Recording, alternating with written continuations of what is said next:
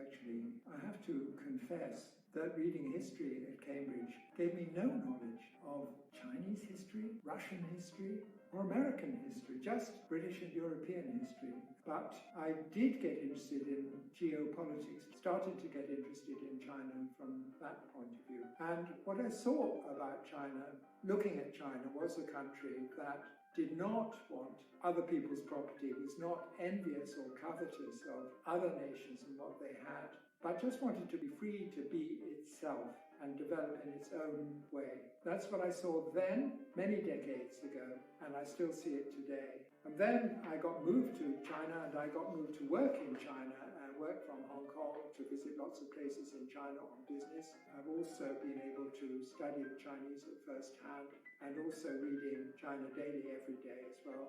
So gradually got to learn more about China from closer quarters.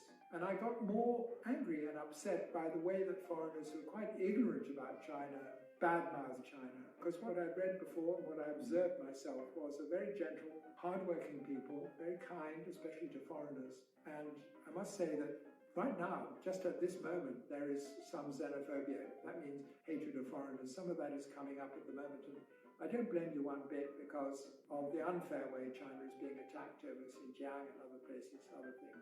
Some of it rubs off on me just being a foreigner, but they don't know what my attitude is.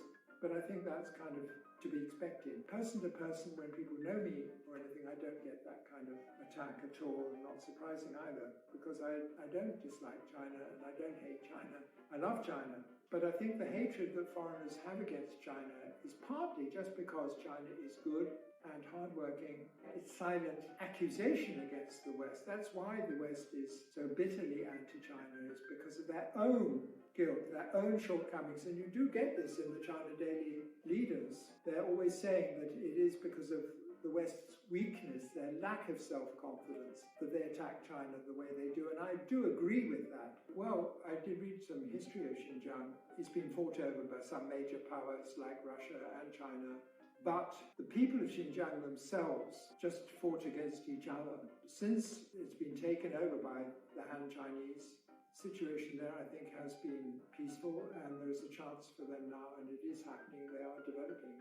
So I just think that what Chinese government is doing in Xinjiang in terms of giving people work and helping them to develop, firmly repressing the people who want to stir up trouble, is the best for the people of Xinjiang.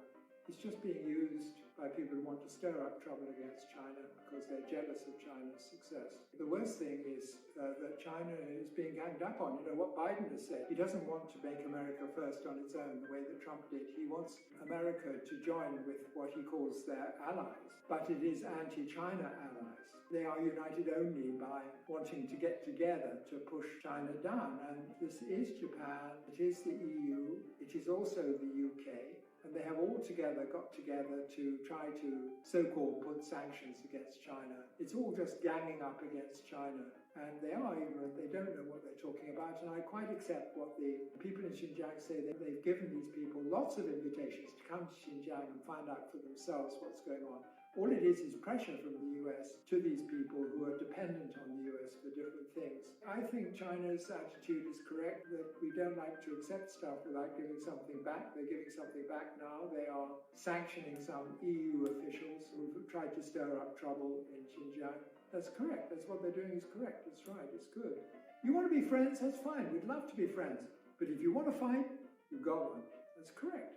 Well, I'm sorry to say this, but I'm 78, okay? I've been around. I'm not a spring chicken. I'm not wet behind the ears. I know when people are telling the truth and when they're not. Whether I see lots of detailed evidence or not, I can tell from a lot of experience when people are telling the truth. And what the Western media are doing with one voice is lying about China. Just lie upon lie upon lie. I've heard so much of it. And I think on the other side, on the Chinese side, what I see in China Daily, yes, I know it's propaganda. I know that the Chinese government's never going to say anything bad about China.